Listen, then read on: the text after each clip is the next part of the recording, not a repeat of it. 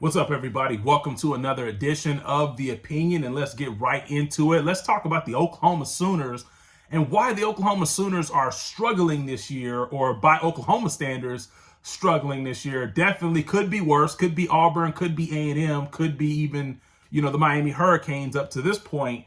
But by Oklahoma standards, Oklahoma's struggling, and a lot of people, and one in particular, Oklahoma fans, cannot understand why the Oklahoma Sooners are struggling when they just won 11 games last year. A lot of people had high expectations. Heck, I'll even admit, I even had higher expectations for OU. And sometimes when it's your favorite team, you tend to do that. You essentially tend to give your team higher expectations. But if all the things that I'm going to tell you in this video happen to another team, there's no way you would have predicted another team to win 9, 10, or even 11 games, because when you look at another team, you can look at it from an objective standpoint. When you look at your own team, you kind of tend to put a little juice on it, and everybody does that. I mean, it's no fault of your own, or it's no fault of Oklahoma fans' own. It's just that whenever it's your own team, you're always going to hype it up a little bit and always be a little bit more optimistic than it should be.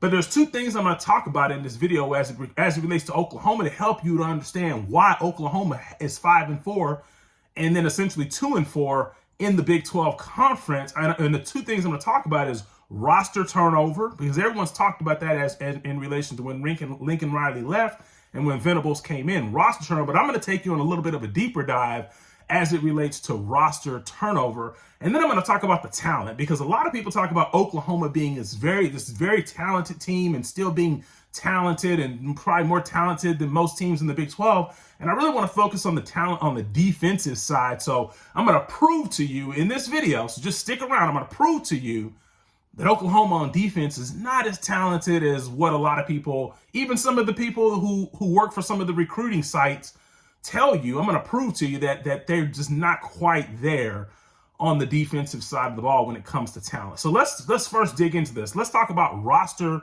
turnover.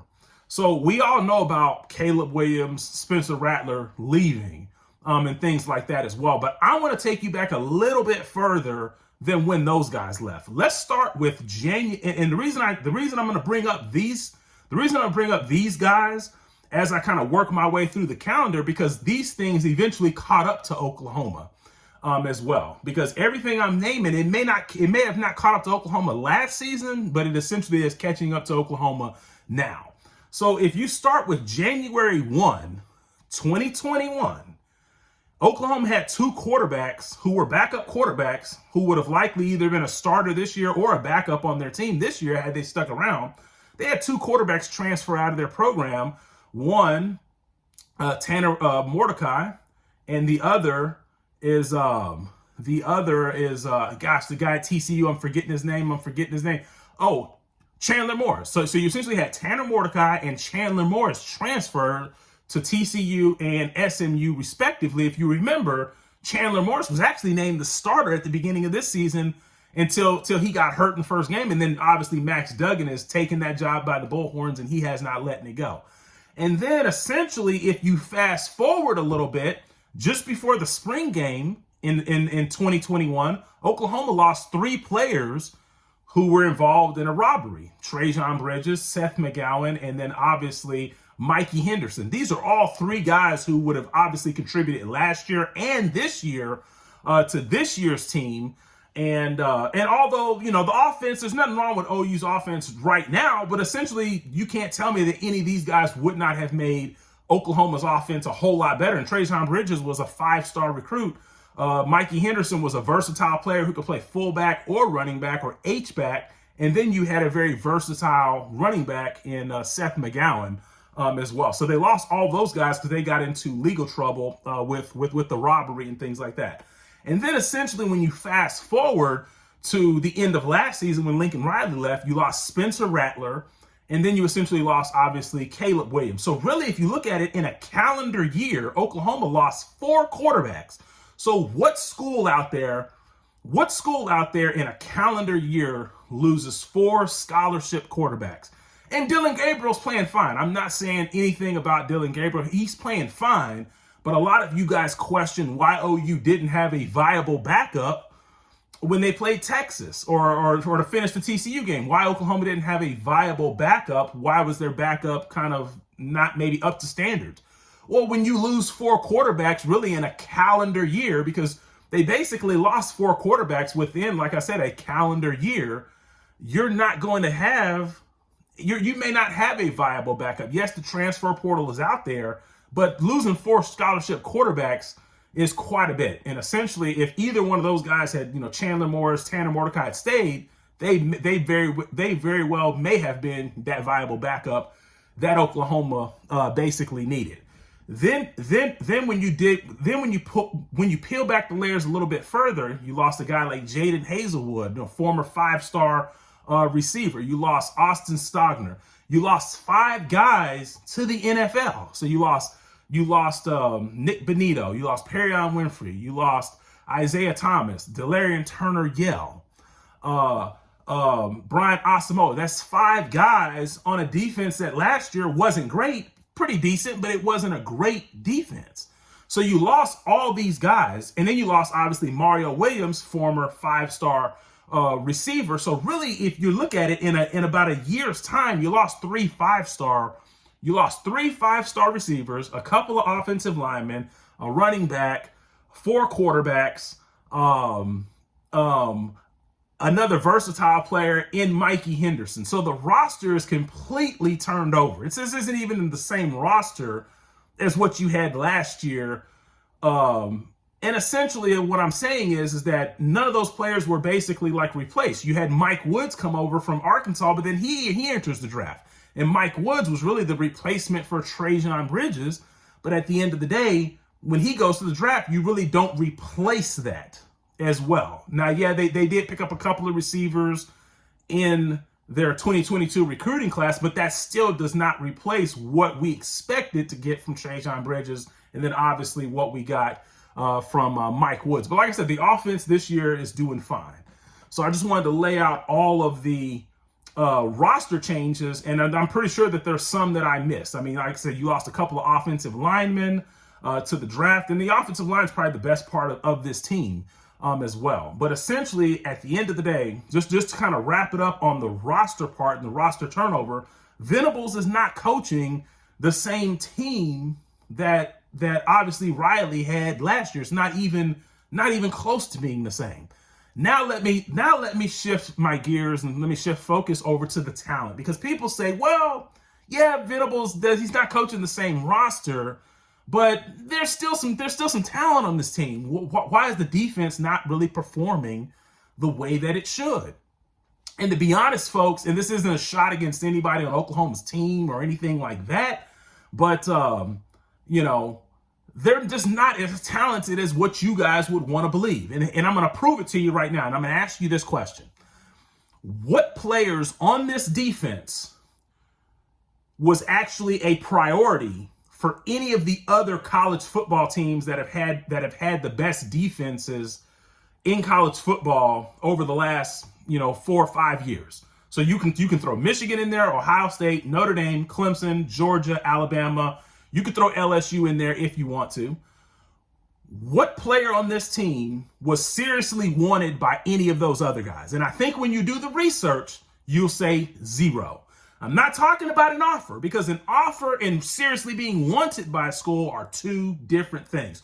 Just because some of these players got offers from other schools, possibly maybe in Alabama and LSU, maybe at Clemson and Ohio State, doesn't mean that they were priorities for those schools. They were more so like second and third options. So essentially what I'm saying is that, yeah, they may have gotten an offer, but basically those schools may have offered them in case they didn't get the original player or 2 that they wanted, and things like that. And to give you a good example of that, Brent Venables has been at Clemson the last 10 years as defensive coordinator, recruiting defensive talent to Clemson. Not once have you heard any of the players on this OU team or Brent Venables ever come out and say that there was any player on this Oklahoma defense that he really wanted at Clemson, and he basically just got beat out by Oklahoma. He's never said that, but also these players have never said that. Yeah, there may have been a couple of them that Clemson maybe offered a scholarship to, but they were not priority players. So at the end of the day, when you really ask yourself, how talented is the defense if none of these guys were actual priority recruits for other top programs defensively in college football? Now, I know what you guys are saying. A lot of you guys are going to say, okay, but if you look at the recruiting rankings, their defensive players are still more highly ranked than most of the teams in the Big 12. Okay, that's if you look at the recruiting rankings. But eventually, when you get to college, newsflash for you guys, you have to become a better player in college than you were in high school. Those recruiting rankings are just a projection of what the recruiting services and scouts think you're going to be in college. I have another question for you in regards to talent. And once again, this is not a shot at anybody currently on OU's team. But when you look at the defensive line, in particular the defensive ends, ask yourself this question. How many teams in the Big 12, if we're just talking Big 12, how many teams could Oklahoma's defensive ends actually start for? And when I ask myself this question, I say maybe one or two. Maybe Kansas, maybe West Virginia, and we'll see, as well. But outside of that, the rest of these teams in the Big 12, I don't think Oklahoma's defensive ends would start for any of these guys, any of these other teams in the Big 12. Kansas State has a possible first round or second round draft pick that's going to be that plays 7 sacks on the year, is playing defensive end. Oklahoma doesn't have a Will McDonald on their team who plays for Iowa State. They don't have guys. Oklahoma doesn't have the guys that Texas has on their team, or TCU, or essentially, or even Texas Tech.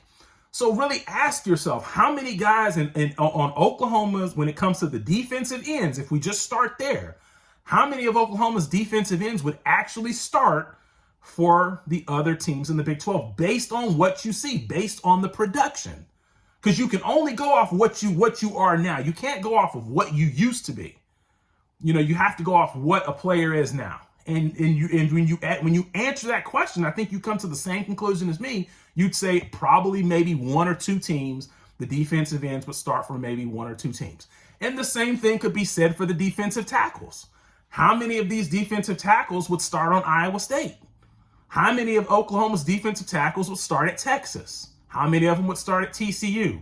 Oklahoma State. The list goes on and on. I don't think Oklahoma's defensive tackles would start for any of these other Big 12 teams except for maybe, like I said, Kansas, West Virginia. Wouldn't start for Texas Tech. And then to back up these claims, when it comes to sacks, and if we're just talking about Big 12 teams, Oklahoma only has more sacks than one other Big 12 team, and that's Iowa State. Oklahoma has 17 sacks on the year. I think Iowa State's got 14 or 15. The rest of the Big 12 teams have more sacks than what Oklahoma has. So if Oklahoma's got this talent that you guys talk about, where's it at? Where is it at? I just haven't seen it. And then also, if you look at Oklahoma just lost to Baylor. If you go pull up a box score from Baylor last year and how many rushing yards Oklahoma gave up. I think Oklahoma gave up 296 rushing yards last year. And that's with 5 defensive guys that are on NFL rosters, 3 or 4 of which played in the front 7. And they gave up 296 yards to Baylor. This year, they don't have those guys, and Oklahoma gives up 281 yards rushing to Baylor. So, at the end of the day, you're just going to have to give Venables a little bit more time.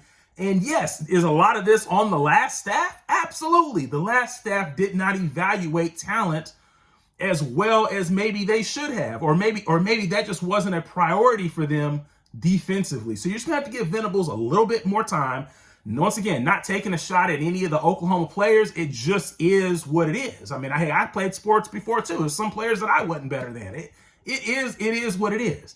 So you're just going to have to give Venables a little bit more time to get his guys in there, because at the end of the day, I just broke down to you that the roster turned over, and defensively, they're just not as talented as you want to make them out to be. They're just not.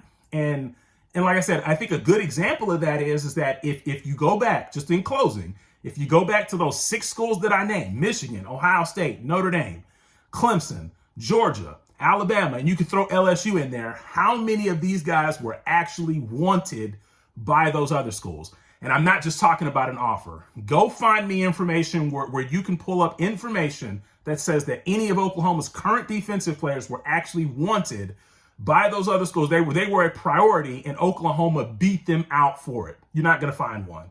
And when you answer that question, that tells you all you need to know.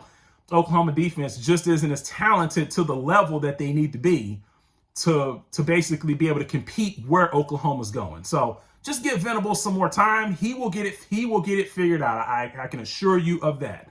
And let me know what you think. Let me know what you think. You know, like I said, if you can find the evidence, leave it in the box. But at the end of the day, subscribe, and I'm out.